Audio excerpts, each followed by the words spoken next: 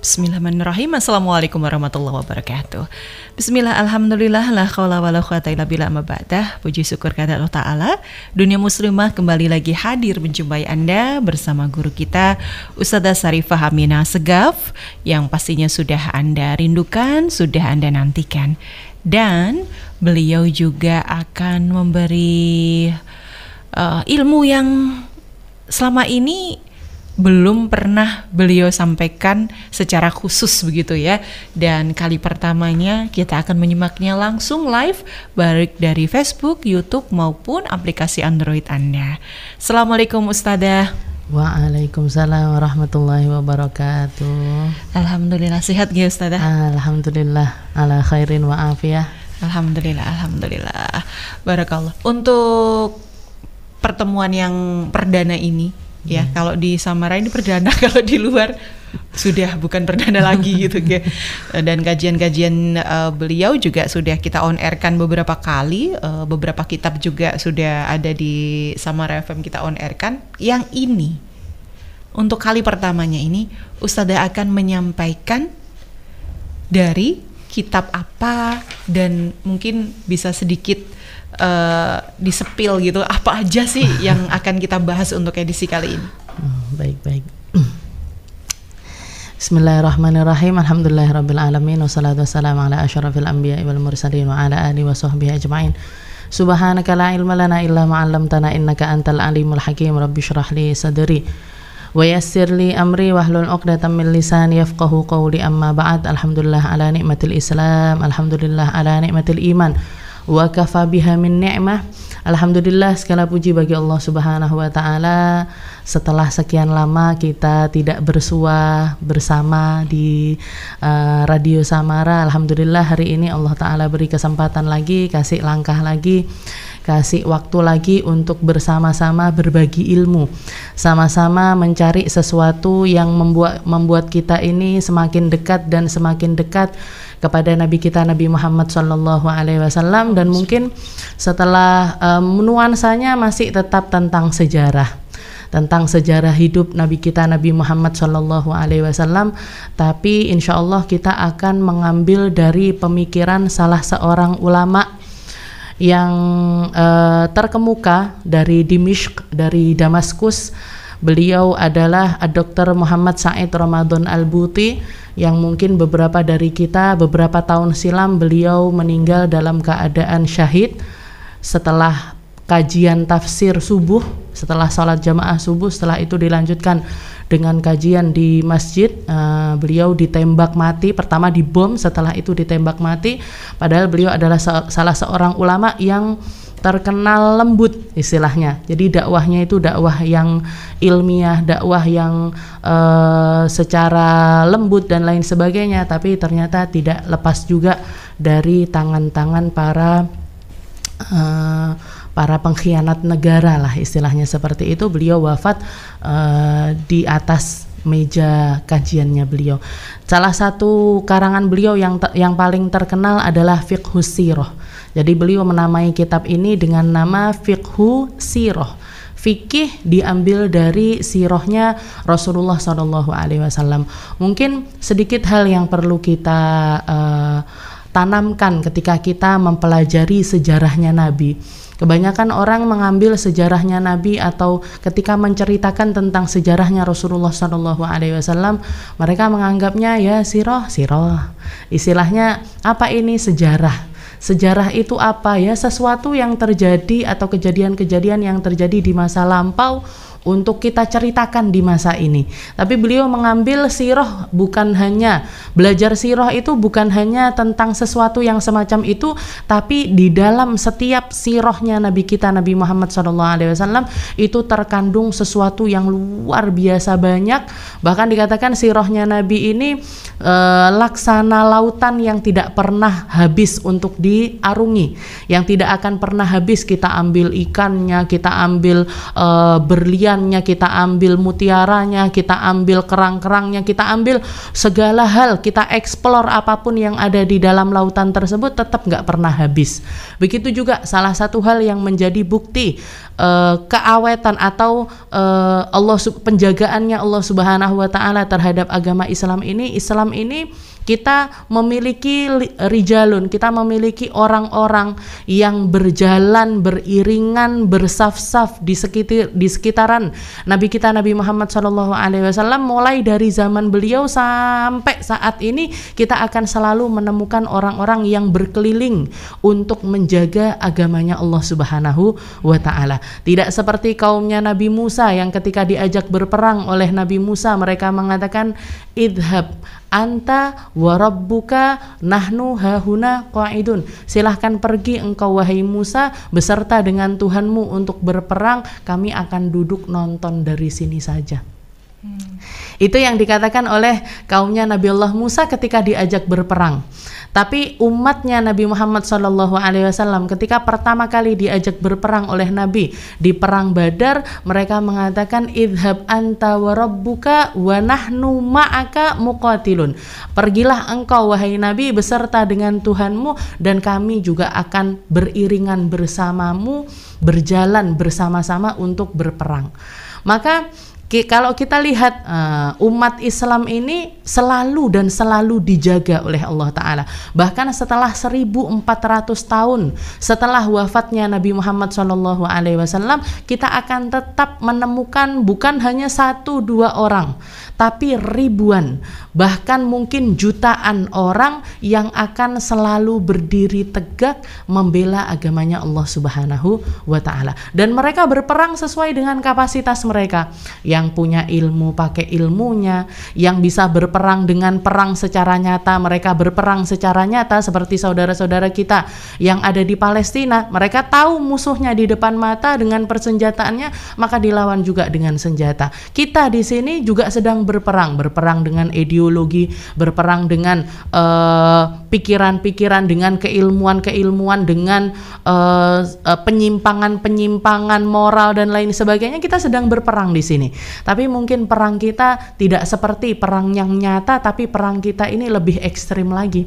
Nah, karena perangnya perang pemikiran, perangnya tidak lagi pakai senjata, musuhnya nggak kelihatan, musuhnya belum pasti dan lain sebagainya. Maka orang-orang seperti ini akan selalu menyertai dan akan selalu berada di dalam golongannya Nabi kita Nabi Muhammad SAW.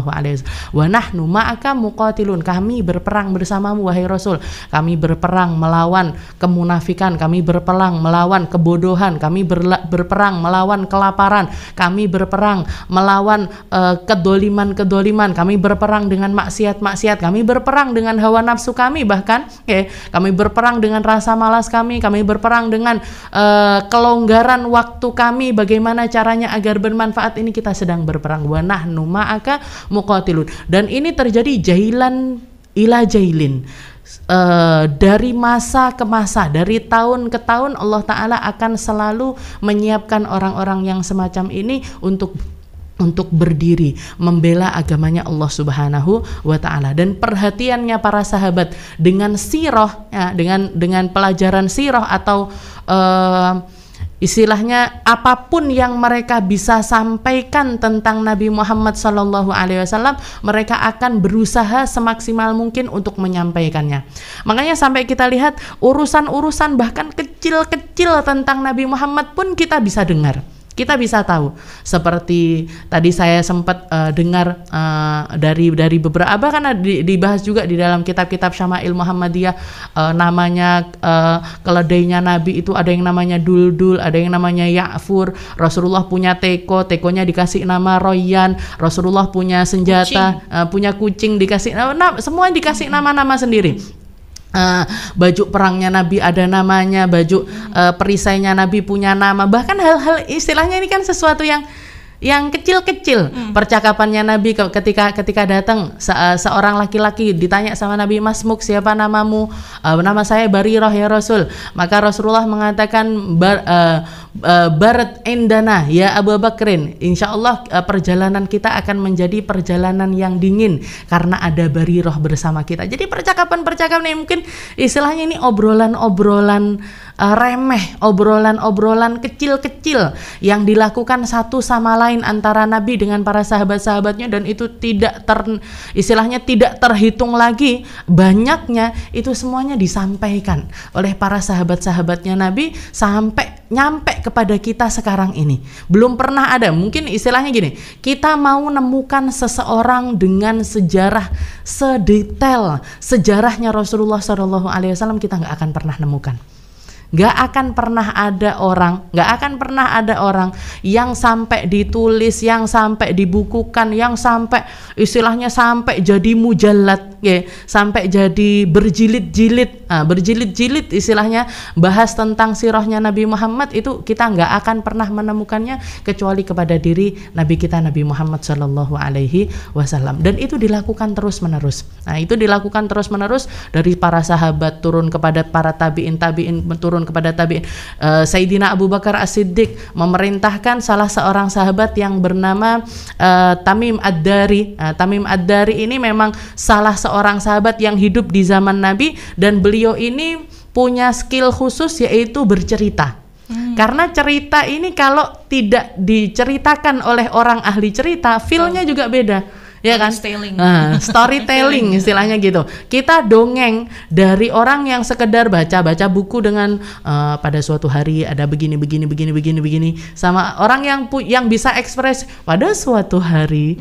Itu kan sudah feel-nya sudah berbeda lagi. Jadi ada seorang sahabat bernama Tamim Ad-Dari. Beliau itu memang seseorang yang punya kemampuan untuk bercerita. Sayyidina Umar ngambil kursi khusus diletakkan di masjidnya Nabi dan mempersilahkan kepada Tamim Ad-Dari selama seminggu satu kali dipersilahkan untuk duduk dan bercerita tentang apapun yang beliau tahu, yang beliau dengar, yang pernah terjadi antara dirinya dengan Nabi Muhammad SAW, agar anak-anak kecil Madinah, anak-anak kecil Madinah ini kan istilahnya berarti anaknya sahabat, abahnya pun juga adalah seseorang yang membersamai Nabi Muhammad SAW, tapi beliau tetap istilahnya nyuruh Tamim Ad-Dari untuk menceritakan kepada orang-orang yang tidak tahu ceritanya. Seperti itu ghirohnya para sahabat untuk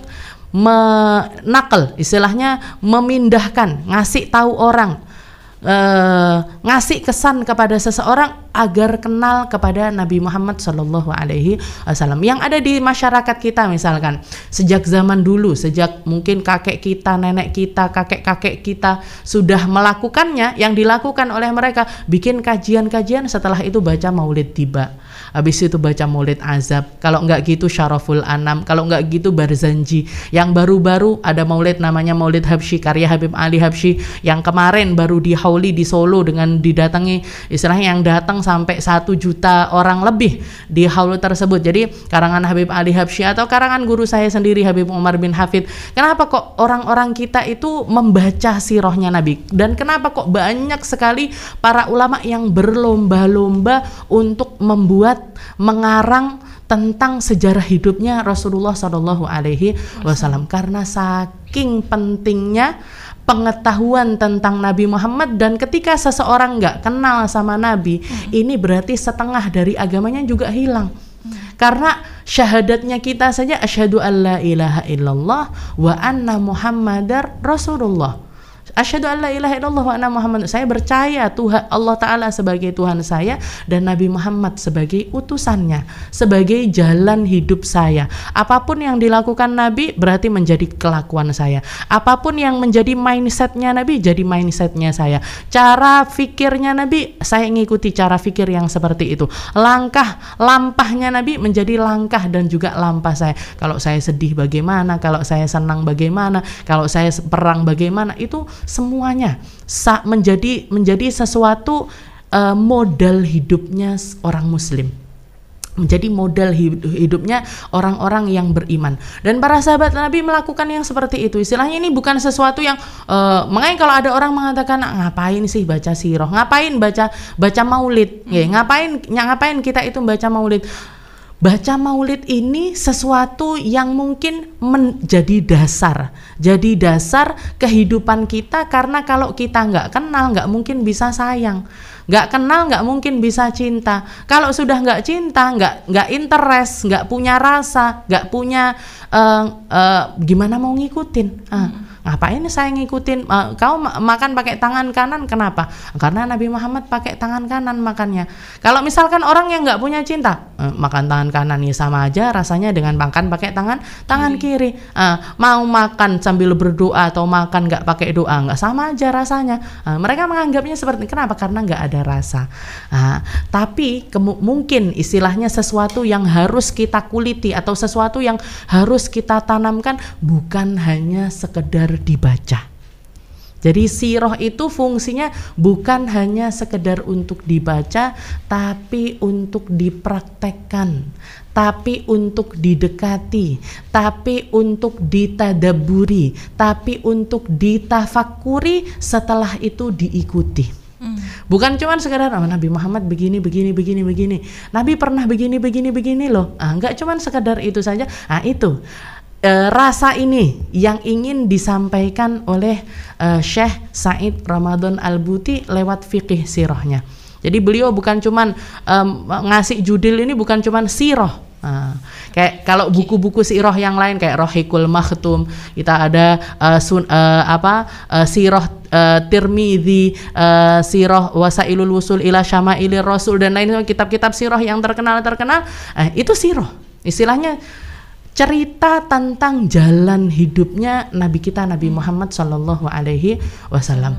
Tapi di sini Syekh Ramadan Al-Buti beliau ngulitin, istilahnya ngambil dari kejadian ini ibrohnya ini. Mauidhah yang terkandung ini. Hukum yang terkandung ini. Dipreteli seperti itu, dan itu mungkin yang harus kita tanamkan di dalam pembelajaran sirah yang ada di sekitaran kita. Jadi biasanya istilahnya saya bukannya menyalahkan atau tidak menganggap itu sesuatu yang istimewa. Bisa istiqomah baca maulid itu sudah sesuatu yang istimewa. Kita ada rutinan dibaan misalkan, atau baca burdah, atau baca dalail khairat, atau baca apapun, rutinan yang seperti itu adalah sesuatu yang luar biasa baik. Cuman akan lebih sempurna lagi kalau isi dari apa yang kita baca ini kita memahaminya. Karena kita orang Indonesia, nggak ngerti bahasa Arab, nggak paham bahasa Arab, bahkan lafaz-lafaz di dalam sholat sekalipun banyak di antara kita yang masih belum memahaminya. Jadi takbiratul ihram itu apa, Fatihah itu isinya apa, surat apa, dan lain sebagainya. Banyak yang belum bisa untuk memahami apa yang dibaca. Maka ketika rutinan ini hanya sekedar menjadi rutinan, dibaan, barzanjian, istilahnya gitu. Kalau istilahnya di daerah-daerah kita ini sudah bagus. Tapi alangkah sempurnanya kalau misalkan apa yang dibaca ini tadi juga kita resapi, kita ngertiin, kita memahaminya. Setelah itu mau nyari tahu lebih, dan setelah itu dipraktekkan sehingga menjadi mindset kita. Karena banyak sekali istilahnya perbedaan pendapat, perpecahan yang ada di antara kita ini terjadi karena tidak satu visi dan satu misi di dalam menganggap sosok Nabi kita, Nabi Muhammad Sallallahu Alaihi Wasallam. Seperti itu keadaannya. Jadi yang diinginkan oleh Syekh Said Ramadan Al-Buti adalah fiqhu sirah. Fiqih artinya memahami, sirah dari sirahnya Rasulullah Shallallahu Alaihi Wasallam, mulai dari ketika beliau sebelum, kenapa kok negeri Arab yang dipilih, kenapa enggak negeri-negeri yang lain dipilih untuk menjadi tempat terutusnya Nabi Muhammad Shallallahu Alaihi Wasallam. Setelah itu irhasotnya Nabi, kejadian-kejadian sebelum beliau diangkat menjadi Nabi, pernah begini. Kenapa kok Allah Taala melakukan yang seperti itu, dan kenapa itu terjadi pada diri Rasulullah Shallallahu Alaihi Wasallam. Hal-hal seperti itu yang ingin difahamkan oleh beliau lewat kitab Fiqh Sirah ini. Insyaallah akan kita bahas secara mendetail. Jadi ini beda ya dengan sama ilmu Muhammadiyah yang juga termasuk Syama'il Muhammadiyah bahas tentang sirahnya Nabi serta kepribadiannya Nabi. Tapi kan tidak semua orang bisa nangkep. Nah, nggak semua orang bisa nangkep. Oh, kejadian yang seperti ini, oh berarti hikmahnya ini. Ibrohnya yang ada di dalamnya itu ini. Tidak semua orang mampu untuk mendefinisikan hal-hal yang semacam itu. Jadi istilahnya fikih sirah ini lebih mendetail lagi dari Syama'il Muhammadiyah. Dari pemjabaran atau bahasa gitu ya, kalau kita bicara itu ini lebih mendetail, lebih gampang diterima seperti itu nggih, Ustazah ya. Baik, untuk kita semua ini masih mukodimahnya. Jadi pembelajaran sirah, karena orang itu kalau ngomong sirah itu udah kan gitu. Tapi kalau fikih itu kayaknya ini banget gitu loh. Padahal dalam sirah ini juga terkandung ya fikih-fikih ibadah atau fikih apapun yang dikaitkan. Justru ilmu fikih itu dapatnya dari sirah. Dapatnya dari sirah. Kita belajar Al-Quran nggak akan sempurna tanpa belajar sirah. Kita belajar hadis tidak akan sempurna tanpa sirah. Kita belajar ketauhidan nggak akan sempurna tanpa sirah. Jadi sirah ini istilahnya gambaran besarnya, sedangkan atau istilahnya akarnya. Sedangkan ilmu-ilmu tersebut adalah buah-buahnya. Nah, jadi buahnya yang bisa kita nikmati secara langsung, ilmu fikihnya sholat. Ini ngambilnya dari mana? Dari rentetan buah yang tersambung kepada dahan kecil, nyambung lagi ke dahan yang besar, nyambung lagi ke ranting, nyambung lagi ke pohon besar nyambung lagi sampai ujung tombaknya di mana? Ujungnya akarnya ada di dalam sirahnya Nabi. Ada di dalam realita yang pernah terjadi 1400 tahun yang lalu pada kehidupan Rasulullah SAW. Nah, alhamdulillah ini Mitra Samara, karena ada yang nanya kok enggak fikih lagi gitu ya. Jadi ini dia pembelajaran buat kita juga. Kalau memang ada kajian sirah itu bukan sesuatu yang mohon maaf dikira sesuatu yang tidak menarik begitu ya, membosankan gitu ya. Mungkin ini juga pembelajaran buat kita semua, khususnya ustadzah guru-guru kita, kalau mungkin memberikan pembelajaran sirah itu nggak monoton gitu. Jujur saja bisa ngantuk. Jujur saja kan saya sering banget ya lihat itu ngantuk gitu, karena mungkin pembawaan beliau gitu ya. Tapi ilmunya sangat luar biasa. Dan ini mungkin orang yang akhirnya menjadikan sirah gitu. Bukunya juga karena biasanya hanya diceritakan aja. Iya, biasanya betul. hanya diceritakan. Nah ini dia, kita yuk luruskan niat ya, jangan nanya kok nggak fikih Mbak Lisa. Ya fikihnya jalan terus, sirahnya nanti insyaallah dengan sirah ini kita fikih dapat, kajian-kajian yang lain juga akan dapat. Oke, nanti kita akan kembali setelah yang satu ini. Merajut ukuah menebar rahmah. Kita luruskan niat ya Mitra Samara, sekali lagi pembelajaran sirah memang tidak banyak seperti saat kita ada di majelis-majelis taklim itu biasanya kita bahas kitab A, B, C gitu ya. Tapi kaitannya kajian khusus sirah itu pun juga kadang diambil hanya parentingnya saja. Gitu. Tapi kaitannya dengan awal mula Rasulullah dan juga kenapa mungkin ada beberapa pertanyaannya, apa kok sing dipilih Mekah Madinah, kenapa kok di Timur Tengah, kenapa nggak di Asia, dan inilah dia saatnya telah tiba, kita langsung saja buka kitabnya dan jangan lupa untuk Anda untuk menyimaknya secara khusus ya, konsentrasi ini biar nggak cuman bus gitu loh maksudnya. Monggo Ustazah. Bismillahirrahmanirrahim. Al-qismul awal muqaddimat. Sini masih muqaddimah ya, masih istilahnya belum masuk ke pembahasan sirahnya. Tapi Syekh Ramadan Al-Buti mengatakan di awal ahamiyatu siratun nabawiyah fi fahmil Islam.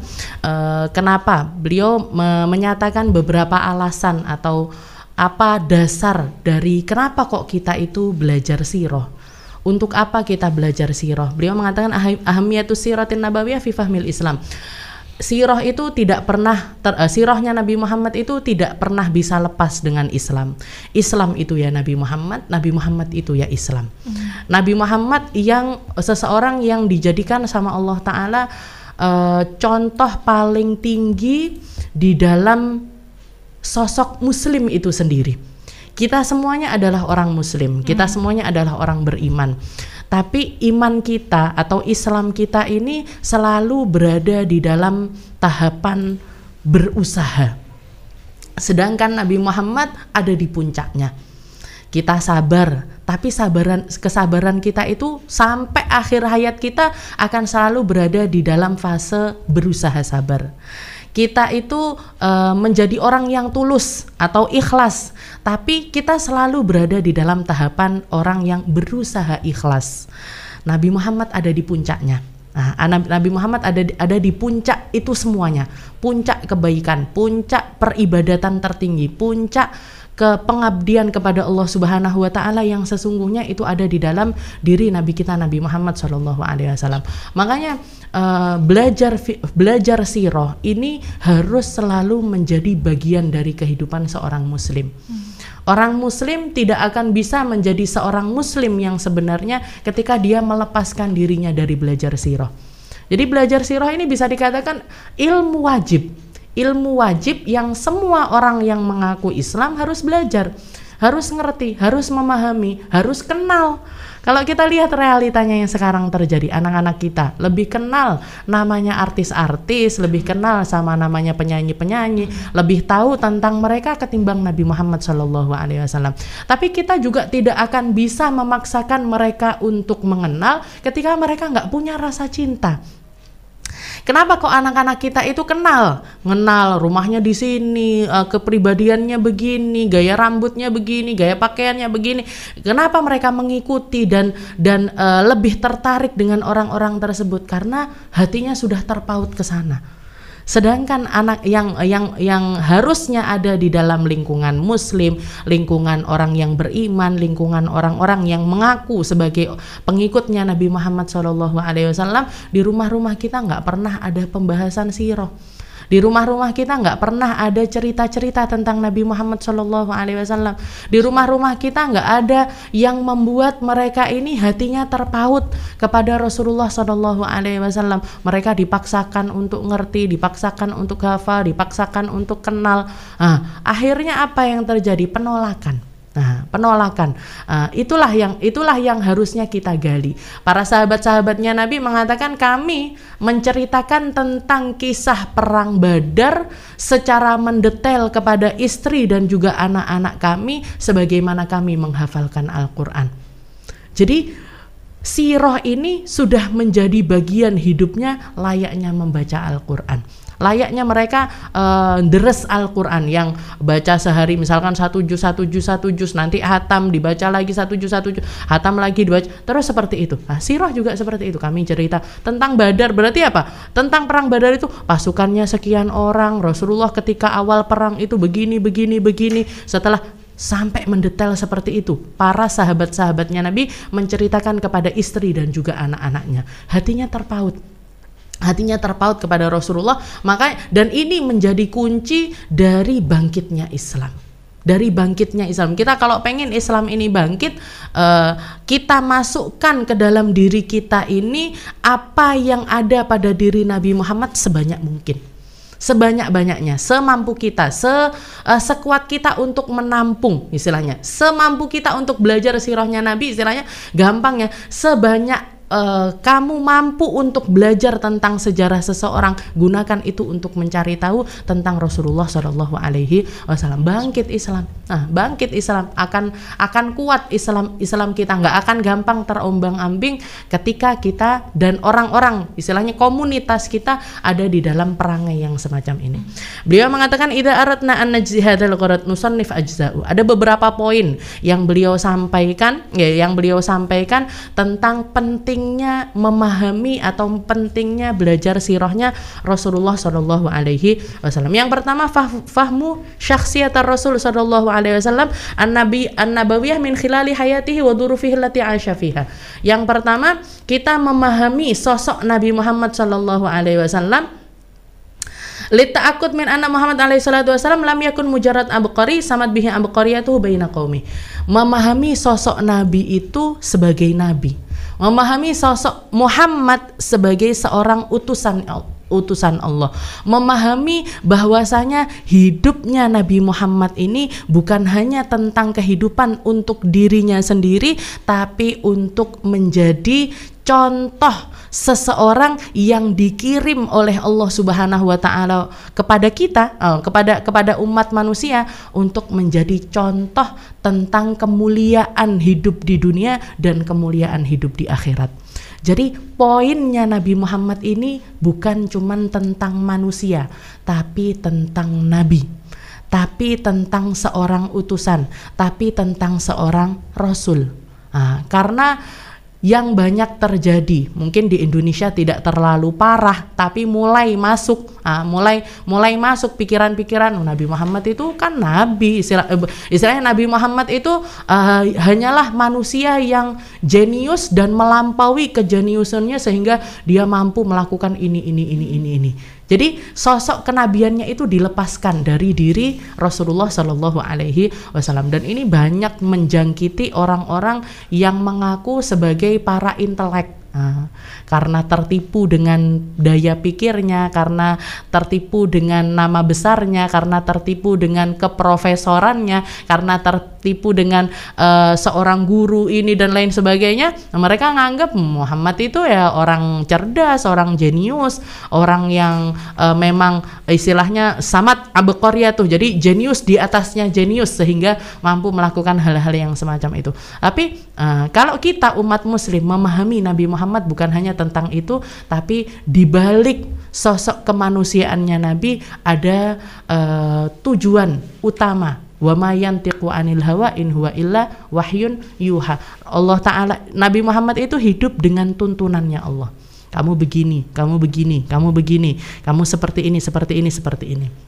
Itu poin utamanya. Jadi menghilangkan prasangka orang-orang yang Muhammad itu ya manusia hebat, istilahnya seperti itu. Tidak, tapi kita sebagai umat muslim nganggap Nabi Muhammad ini bukan hanya seorang manusia, tapi beliau adalah utusan Allah Subhanahu wa taala. Kita ingin memahami sosok tersebut.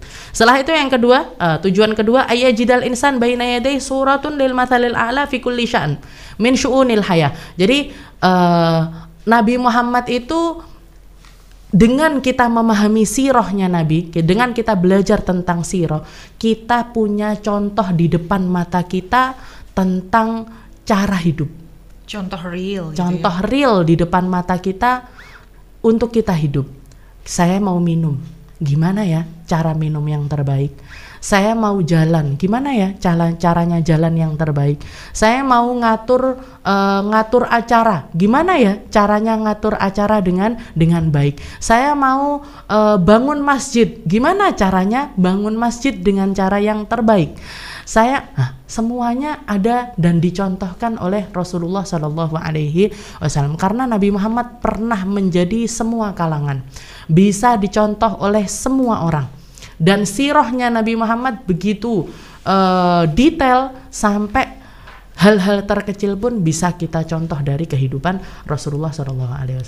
Lalu yang ketiga, gharat atau tujuan yang ketiga, ayyajidal insan fi dirasati sirati alaihi salatu wasalam ma yu'inuhu ala fahmi kitabillahi ta'ala wa taduquruhu wa maqasiduhu. Ketika kita belajar sirah,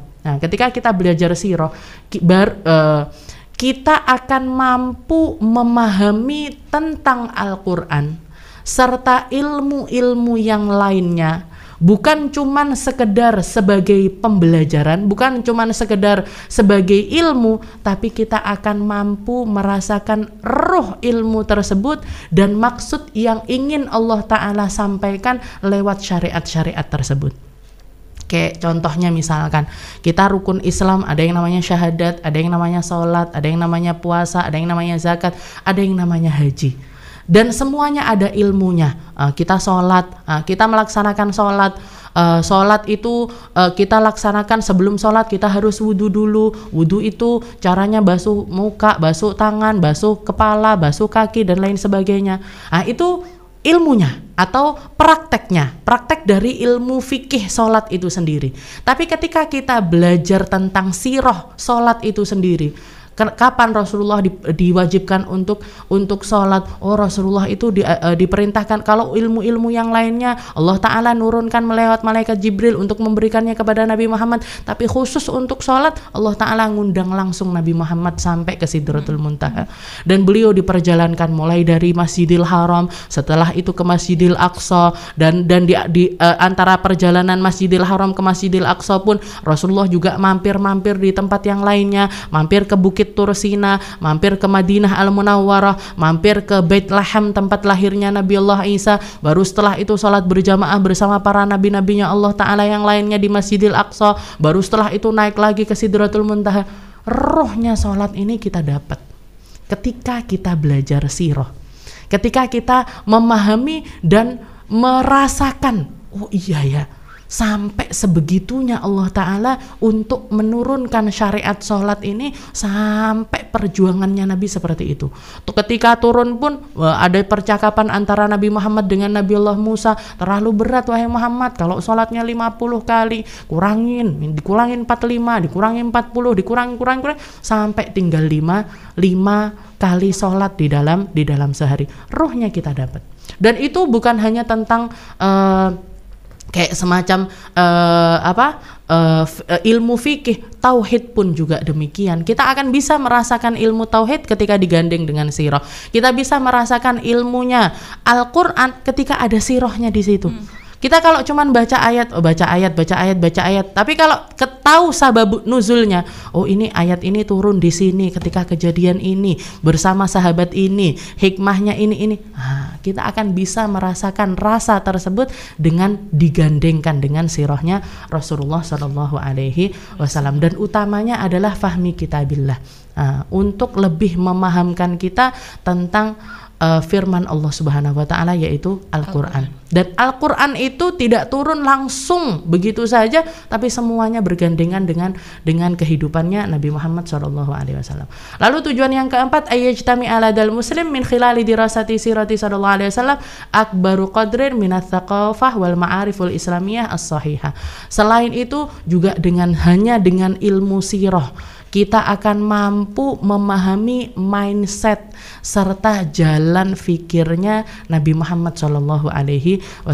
Ini yang akan melindungi keilmuan yang lainnya agar tetap ada di dalam koridor tauhid, agar tetap ada di dalam koridor penghambaan kepada Allah Subhanahu wa Ta'ala. Nah, jadi bukan ilmunya yang menyesuaikan dengan akidah, tapi bukan akidah yang menyesuaikan dengan ilmu tersebut, tapi ilmu tersebut yang menyesuaikan dengan aturan-aturan agama. Kalau kita lihat kan yang terjadi sekarang ini, istilahnya di semua keilmuan, di hampir semua keilmuan, kan orang menganggap kalau sudah belajar ilmu tertentu, nggak perlu pakai Islam, nggak perlu pakai ilmu Islam. Kayak misalkan, kayak contohnya semacam kita belajar ilmu muhandasah, misalkan belajar tentang ilmu perbankan, misalkan seperti itu. Caranya administrasi begini, nata ini begini, nata ini begini, nata transaksi begini, dan lain sebagainya. Dianggapnya ilmu perbankan itu sesuatu yang lain dan ilmu agama itu sesuatu yang lain. Padahal yang harusnya dilakukan sebagai seorang muslim, ilmu perbankan ini yang menyesuaikan dengan agama, bukan agama yang menyesuaikan dengan ilmu tersebut. Apa yang terjadi, efeknya apa ketika semua perusahaan-perusahaan ataupun keilmuan-keilmuan yang seperti ini melepaskan dirinya dari ilmu agama? Akan banyak kerusakan yang terjadi disebabkan dari hal tersebut. Jadi ilmu ini akan menjadi ilmu yang merusak, bukan ilmu yang membantu manusia ketika mereka melepaskan diri dari syariatnya Allah Subhanahu wa Ta'ala, dari akidahnya Nabi kita Nabi Muhammad Sallallahu Alaihi Wasallam. Jadi pentingnya belajar sirah, dan anak-anak kita selalu ketika belajar di sekolahan, mau itu SD, mau itu SMP, mau itu SMA, seakan-akan matematika itu sendiri, nggak ada kaitannya dengan agama. Seakan-akan IPS itu sendiri, nggak ada kaitannya dengan agama. Seakan-akan biologi itu sendiri, nggak ada kaitannya dengan agama. Semua ilmu dianggap ilmu yang berbeda dengan ilmu agama. Apa yang terjadi? Ilmu seperti itu akhirnya apa yang terjadi? Yang berefek di antara kita. Ilmu itu akan menjauhkan kita dan akan merusak segala lini hal yang ada di sekitaran kita karena melepaskan diri dari agama Islam. Kita lihat yang terjadi sekarang. Riba dianggap menjadi sesuatu yang biasa, suap menyuap dianggap sesuatu yang memang harusnya dilakukan, menjadi sesuatu yang memang harusnya dilakukan. Efek dari apa ini? Efek dari penggabungan mindset. Belajar sirah ya itu tadi. Seperti yang saya katakan ya, sirah, baca sirah. Sirah anaknya Nabi sekian orang, istrinya Nabi, cuman begitu saja. Nggak ada istilahnya, tidak ada penggabungan. Padahal semua yang terjadi pada kehidupan Nabi itu terjadi juga. Semua fase yang kita lalui terjadi juga. Fase-fase tersebut terjadi juga pada diri Nabi Muhammad SAW. Dan kalau ini digabungkan baru itu akan menjadikan kita sebagai seorang muslim yang hakiki. Jadi rusak, semuanya jadi rusak ketika kita melepaskan diri dari ilmunya Allah Subhanahu wa taala. Dan yang terakhir, ayyakuna ladal muallim wad da'iyah al-islamiyah namudij hayy antara iqit tarbiyah wat ta'lim. Ini untuk para pengajar, untuk para pendakwah, untuk orang-orang yang menapaki jalannya Nabi Muhammad sallallahu alaihi wasallam, yang ikut yang ingin mengemban tugas yang sama dengan Rasulullah SAW. Mereka punya contoh real, tapak setapak, langkah selangkah, satu pemikiran, dua pemikiran, cara ngomong, cara melirik, cara merespon, cara menjawab, cara berbicara dan lain sebagainya.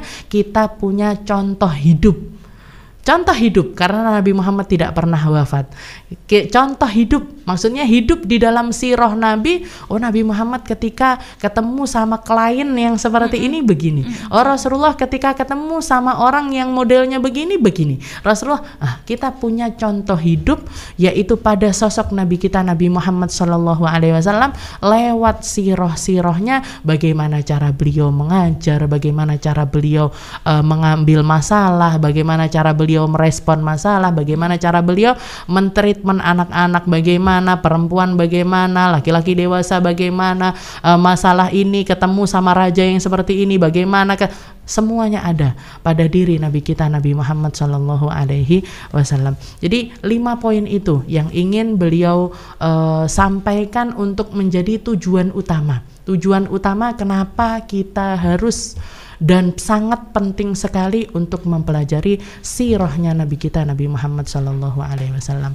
Dimulai dari awalu jazir, istilahnya kenapa kok negeri Arab yang dipilih dibandingkan negeri-negeri yang lainnya, kenapa kok Nabi Muhammad itu dijadikan orang Arab, tidak dijadikan orang Inggris, apa dijadikan orang Asia dan lain sebagainya. Dimulai dari itu tapak setapak kita akan mempelajarinya dan memahaminya semampu kita untuk memahaminya. Mungkin seperti itu.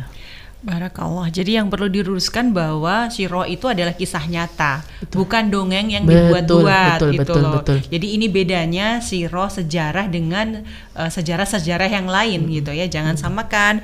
Mungkin kalau jenengan-jenengan semua kebiasaan ya, kita sebagai orang tua itu kadang membuat simbol-simbol yang seperti kancil gitu ya, kecerdikan kancil. Akhirnya dari anak-anak kecil tuh bahwa hewan yang cerdik itu kancil gitu ya. Padahal nggak ada penelitian yang real kancil itu adalah hewan yang cerdik. Cerdas. Nah, jadi ini kesalahan kita ya, dari awal memang dongeng. Ini bukan dongeng, tapi memang benar-benar kisah nyata yang mungkin pembahasan kita biar gampang dimengerti oleh putra-putri kita di sedikit penambahan manis kata-kata gitu nggih. Betul ya. Betul sekali.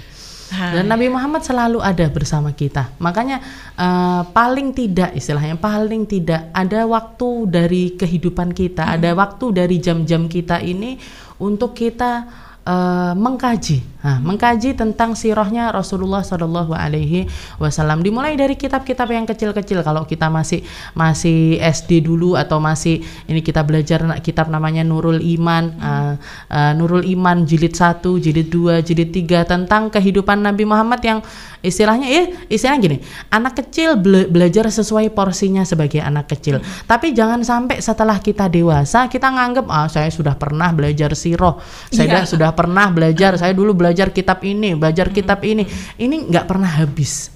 Ilmu sirah itu nggak pernah habis, dan ilmu sirah itu akan selalu bisa digali dan kemanfaatannya bukan hanya tentang kisah kita tahu, tapi bagaimana kita mempraktekkan semaksimal mungkin apa yang kita tahu tersebut di dalam kehidupan kita. Nah, bukan cuma Nabi Muhammad duduknya begini, makannya begini, enggak, tapi bagaimana makan dan duduk serta minumnya Nabi ini menjadi bagian di dalam kehidupan kita. Tidurnya Nabi jadi bagian di dalam tidur kita. Zikirnya Nabi jadi bagian di dalam zikirnya kita. Kita kan kadang dengar Nabi Muhammad itu di dalam satu majelis baca istighfar sampai 100 kali. Padahal cuma 1 jam 2 jam duduk. Bukan cuma sekedar Nabi Muhammad begitu. Enggak, tapi kita pun ikut jadi seseorang yang seperti itu, yang enggak lepas lisan kita untuk beristighfar, enggak lepas lisan kita untuk berzikir, enggak lepas tentang kehidupan kita ini dengan kehidupannya Rasulullah Shallallahu Alaihi Wasallam. Alhamdulillah, terima kasih Ustadzah untuk mukadimah. Jadi tujuan kita belajar sirah, dan insya Allah kalau sudah semakin paham tentang tujuannya, kita akan siap untuk mentadaburinya. Betul. Assalamualaikum. Waalaikumsalam warahmatullahi wabarakatuh.